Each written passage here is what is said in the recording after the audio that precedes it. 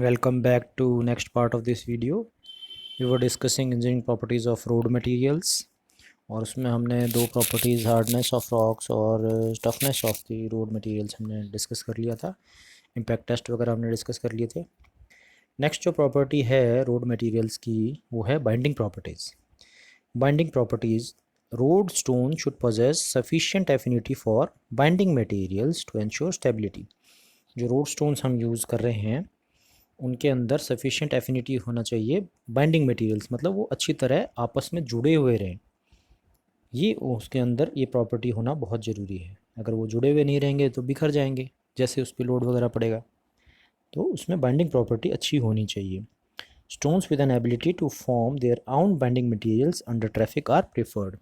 ऐसे स्टोन्स जो मान लीजिए लोड की वजह से थोड़े बहुत बिखर जाते हैं, थोड़े बहुत टूट जाते हैं, कुछ फाइन पार्टिकल्स जनरेट करते हैं, लेकिन वो फाइन पार्टिकल्स वो ऐसा उसे एज अ सीमेंटिंग मटेरियल अगर वो यूज़ करते हैं, अगर वो एज अ सीमेंटिंग मटेरियल काम में आ जाते हैं तो इस तरह का मटेरियल हमारे लिए अच्छा है, क्योंकि अगर टूटेंगे भी तो भी वो आपस में जोड़ के रखेंगे। These properties are tested by cementation test, और इनको टेस्ट करने का जो तरीका है उसको हम बोलते हैं सीमेंटेशन टेस्ट। आइए हम इसको डिस्कस करते हैं। सीमेंटेशन टेस्ट, इसमें हम क्या करते हैं, prepare a finely ground paste of a test specimen and make small brackets out of this paste. इसमें क्या करते हैं हम कि जो हमारा मटेरियल है जिसको हमें टेस्ट करना है उसका एक फ़ाइन पेस्ट बना लेते हैं उस स्पेसिमेन का, और उस पेस्ट से हम छोटे ब्रैकेट्स बना लेते हैं, मतलब कुछ ब्लॉक्स बना लेते हैं छोटे उस पेस्ट से, और इन ब्लॉक्स को हम फिर सुखा लेते हैं, dry these brackets. Test these brackets by standard hammer. The number of blows required to break the brackets give approximate measure of binding value of these roadstone। बहुत ही easy टेस्ट है। इसमें सिंपल हमने एक उसका ब्रैकेट बनाया paste का और उसको सुखा लिया, और सुखाने के बाद क्या किया हमने, एक सिंपल एक हथौड़े से उसको हैमरिंग शुरू किया, और हैमरिंग से जितना जल्दी टूट गया उतनी कम बाइंडिंग, और जितना लेट तक वो अपने आप को रेजिस्ट करके रखा, परसिस्ट रहा वो वहाँ पे, तो उसकी ही उतनी अच्छी सीमेंटेशन पावर। जिसको हम एक इस तरह शो भी कर रखा है हमने एक चार्ट बना के कि number of blows at which the bracket breaks और binding power of the road stone. जिन ब्रैकेट्स की लेस देन 10 ब्लोज में ही अगर वो टूट जाता है तो उसकी बाइंडिंग पावर जो है काफ़ी कम है, लो। 10 से 25 झेल जाता है तो उसकी फेयर, और 25 से 75 ब्लोज अगर उस हैमर के झेल लेता है वो ब्रैकेट विदाउट टूटे तो उसकी जो बाइंडिंग पावर है गुड। और अगर 75 से 100 तक अगर वो झेल लेता है बिना टूटे वो ब्रैकेट जो हमने बनाया है पेस्ट से, तो उसकी बाइंडिंग पावर जो होगी वो वेरी गुड। तो सिंपल था। नेक्स्ट है crushing strength. It is most important property for the road stone and aggregates. काफ़ी इंपॉर्टेंट है। It is ability of road stone और aggregates to withstand heavy traffic loads without crushing. Simple है कि जो traffic का load है उसको झेले विदाउट क्रश, आपस में मतलब क्रश हुए बिना वो उस लोड को झेल ले, वो इसकी क्रशिंग स्ट्रेंथ है। और it can be tested by compressing testing machine. जिसको हम टेस्ट किससे करते हैं, कंप्रेसिंग टेस्टिंग मशीन की मदद से। तो आइए हम इसे टेस्ट करते हैं।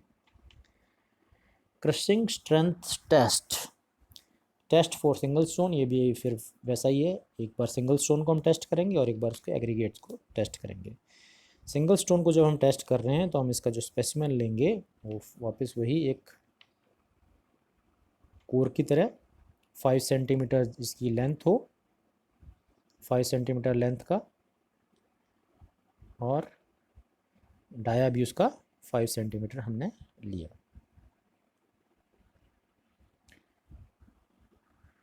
इस टेस्ट स्पेसिमेन को हमने प्लेस कहाँ किया, कंप्रेशन टेस्टिंग मशीन के अंदर, and load is applied at the upper and. इसको कंप्रेशन टेस्टिंग मशीन में रख के ऊपर से हमने लोड अप्लाई किया। जैसे ही हम इसका लोड अप्लाई करेंगे तो काफ़ी देर तक तो ये झेल के रखेगा, उस लोड को परसिस्ट करेगा, टूटेगा नहीं, लेकिन कुछ समय बाद में ये टूट जाएगा। Load that is sufficient to break the specimen is its crushing strength. इसको हम पहले भी डिस्कस कर चुके हैं, याद होगा अगर आपको। It is expressed in pounds पर स्क्वायर इंच और केजी पर स्क्वायर सेंटीमीटर। जैसे ही हम इसका प्रेशर बढ़ाना शुरू करते हैं तो कुछ देर तक वो झेलेगा और उसके बाद एक ऐसा मौका आएगा कि उससे ज़्यादा वो प्रेशर नहीं झेल पाएगा, और उस पर्टिकुलर प्रेशर, उस पर्टिकुलर वेट पर जहाँ वो टूट जाता है, उसी को हम बोलते हैं crushing strength of that particular rock specimen. और जिसको हम नापते किस में, केजी पर स्क्वायर सेंटीमीटर या पाउंड्स पर स्क्वायर इंचेस में। अब ये सिंगल स्टोन के लिए हो गया। अब एग्रीगेट्स के लिए देख लेते हैं। क्रशिंग स्ट्रेंथ फॉर एग्रीगेट्स, ये भी सेम ही है। Test for aggregates, the aggregates are reduced to size range of 1 to 2 centimetre and are dried to 100 to 110 degree Celsius. इसमें हमने एग्रीगेट्स को तोड़ लिया है 1 से 2 सेंटीमीटर के छोटे पीसेज में, और इसको सुखा लिया है 100 से 110 डिग्री सेल्सियस में। About 3 kg of it are placed in a steel cylinder of 15 centimeter dia with closely fitted ram। इसमें क्या करते हैं हम, एक स्टील का सिलेंडर होता है, स्टील का सिलेंडर है, उसके अंदर हम उस एग्रीगेट को, जो सैंपल है हमने उसको भर लिया है, 3 kg के करीब हमने सैंपल लिया है, जो इसका साइज़ 1 से 2 सेंटीमीटर का था। इस एग्रीगेट को हमने इसके अंदर फिल कर लिया और इसको ऊपर से लिड से बंद किया हुआ है। अब क्या करते हैं, load of 40 tons is applied through a compression testing machine. इसके ऊपर ये लोड हम डालते हैं, कितना, अप्रॉक्स 40 टन्स का लोड हम डालते हैं। The percentage weight of fine passes through the BSS-7 sieve gives a measure of crushing strength of them। उसके बाद क्या करते हैं, जब हम 40 टन्स का वेट डाला, उसके बाद एक पर्टिकुलर टाइम के बाद इसको वेट को हटा के उसको बाहर निकालते हैं और इसको एक सीव BSS-7 जो स्टैंडर्ड साइज़ है उससे हम छानते हैं, और जितना बाहर आया मटेरियल छानने के बाद में वही हमारा वेट लॉस हुआ, और उसी वेट लॉस के हिसाब से हमने परसेंटेज निकाला। जितना ज़्यादा उसका वेट लॉस हुआ, जितना ज़्यादा परसेंटेज फाइन ग्रेन्स में कन्वर्ट हुआ, फाइन पार्टिकल्स में, उतना ही ज़्यादा उसकी क्रशिंग स्ट्रेंथ कम होगी। ये ध्यान रहे, उसका उल्टा रहता है, जितना ज़्यादा फाइन पार्टिकल्स आए उतना ही ज़्यादा क्रशिंग स्ट्रेंथ कम, मतलब वो ज़्यादा टूटा, क्रशिंग स्ट्रेंथ कम हो गई। अगर फाइन पार्टिकल्स कम आते मतलब टूटा कम तो क्रशिंग स्ट्रेंथ ज़्यादा हो जाती है। नेक्स्ट है हाइड्रोफोबिक प्रॉपर्टीज़, जिसको हम अपने नेक्स्ट वीडियो में डिस्कस करेंगे, तो बने रहिए हमारे साथ। Thank you.